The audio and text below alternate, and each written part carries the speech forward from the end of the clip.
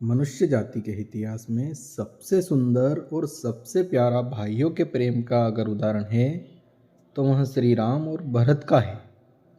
दोनों भाइयों के बीच में एक दूसरे के प्रति कितना प्रेम और कितना समर्पण भाव है।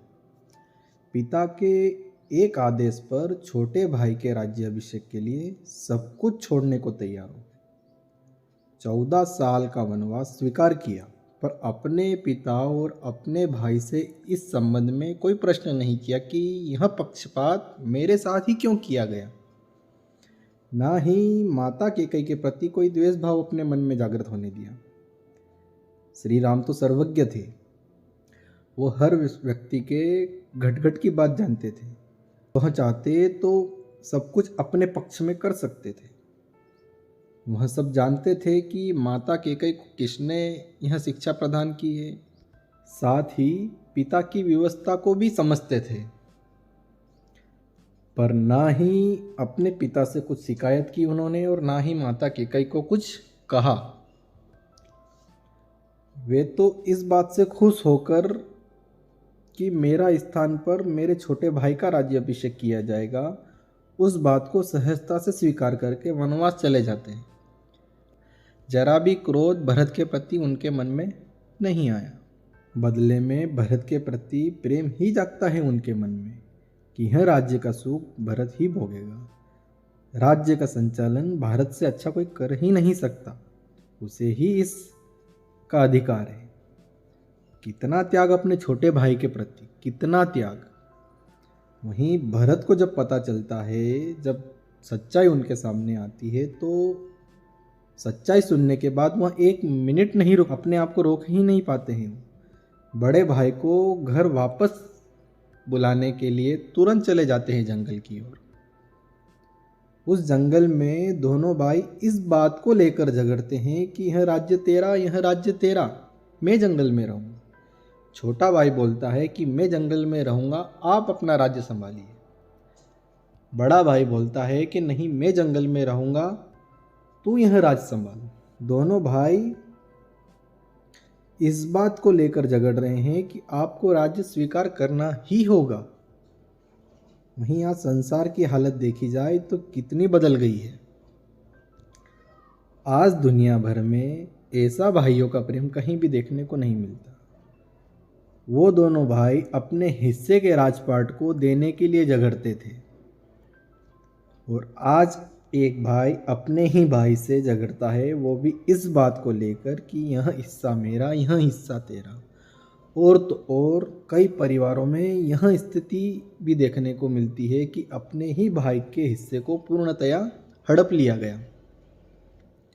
कहाँ उलझ गए हैं, क्या करने लग गए हैं सब। कहाँ भुला दिया हमने अपने आराध्य के गुणों को। आप श्री राम की आराधना करते हैं तो अच्छी बात है, नहीं करते हैं तो कोई बात नहीं। यह कोई बात मैटर नहीं करती है। बात तो यह मायने रखती है कि आपने श्री राम के गुणों को अपने जीवन में उतारा या नहीं उतारा। उनका कहा एक ना करे और उनकी सिर्फ प्रशंसा किए जाए तो कैसे खुश होंगे श्री राम। यदि एक उदाहरण से समझा जाए तो यह कि एक बच्चा अपने पिता का एक भी कहना ना करे और बस पिता की तारीफ करता ही रहे। पिता बोलता है बेटा झूठ नहीं बोलना जीवन में, और बेटा हर बात में झूठ बोलता ही चला जाए और सबके सामने तारीफ करे कि मेरे पिता जीवन में कभी झूठ ही नहीं बोलते। पिता बोलता है बेटा जीवन में कभी धूम्रपान नहीं करना, और बेटा रोज दोस्तों के साथ बैठकर धूम्रपान करता है और सबके सामने पिता की तारीफ करता चला जाता है कि मेरे पिता कभी भी किसी चीज़ को लेकर धूम्रपान नहीं करते। सोचो, क्या वह पिता अपने ऐसे बेटे से, अपने बेटे की ऐसी तारीफ से क्या खुश होगा? ऐसा पिता, वह बेटा अपने पिता का एक भी गुण अपने जीवन में उतारना नहीं चाहता और तारीफें किए जा रहा है अपने पिता की, जबकि वह पिता चाहता है कि मेरा बेटा मेरे जैसा बने, मेरी तारीफ ना करे, मेरे गुणों को अपने जीवन में उतारे, मेरे जैसे बनने की कोशिश करे। तब वह पिता सच में बहुत खुश होगा।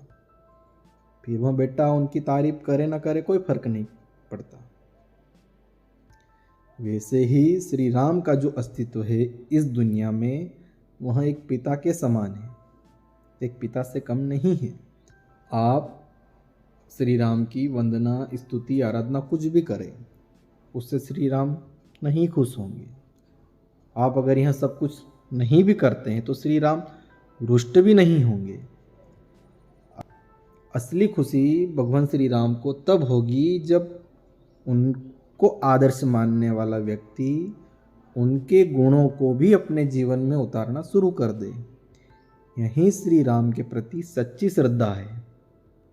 कितनी भी बुरी परिस्थिति आ जाए जीवन में, पर अपने भाई और अपने पिता के प्रति जरा भी मन में द्वेष भावना न जागे, और अपने से ज़्यादा और अपने पहले अपने भाइयों का सोचे।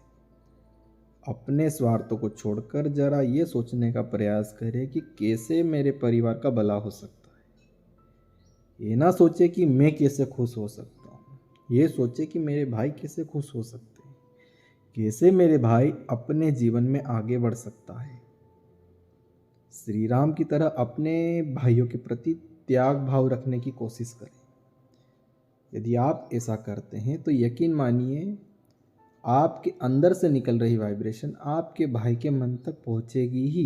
परिणाम स्वरूप आपका भाई भी आपके प्रति यही भाव रखेगा। उसे रखना ही होगा, कुदरत उसे मजबूर कर देगी, क्योंकि आपको वही मिल रहा होता है जो आप दुनिया को दे रहे होते हैं। आप किसी के प्रति समर्पण भाव रखेंगे तो कुदरत उसी को मल्टीप्लाई करके आपको देगी ही। वह इंसान भी आपके प्रति समर्पण भाव रखना शुरू करेगा ही करेगा। यह सब प्रकृति के ऑटोमेशन का खेल है।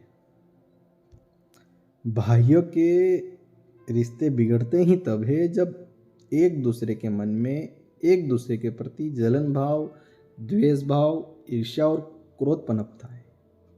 यह सब वाइब्रेशन निकलकर सामने वाले के मन तक पहुंचती है तो सामने वाले के अंतर्मन में भी यही सब पैदा कर देती है, और प्रकृति इसी को मल्टीप्लाई करके बदले में हजारों गुना आपको यही क्रोध और नफरत और ईर्ष्या देती है। बहुत से लोग तो इस बात को लेकर बैठे रहते हैं कि वह मेरे बारे में अच्छा नहीं सोचता तो मैं क्यों सोचूं उसके बारे में अच्छा। अरे भाई, उसके सोचने ना सोचने से तेरे जीवन में कोई फर्क नहीं पड़ने वाला। सामने वाले की सोच का प्रभाव तो उसके जीवन में असर करेगी और तेरी सोच का प्रभाव तेरे जीवन में असर लाएगा। आप जैसा सोच रहे होते हैं वैसे ही वाइब्रेशन आप क्रिएट कर रहे होते हो और वैसे ही आपका जीवन बनता चला जाता है। आई होप कि आपको मेरी यह छोटी सी बात समझ में आ गई होगी कि भगवान श्री राम का यह गुण अपने जीवन में उतारना कितना ज़रूरी है, साथ ही कितना कल्याणकारी है यह गुण अपने जीवन में उतारना। राम जी की कृपा आपके जीवन में हमेशा बनी रहे। इसी के साथ आप सबको जय श्री राम।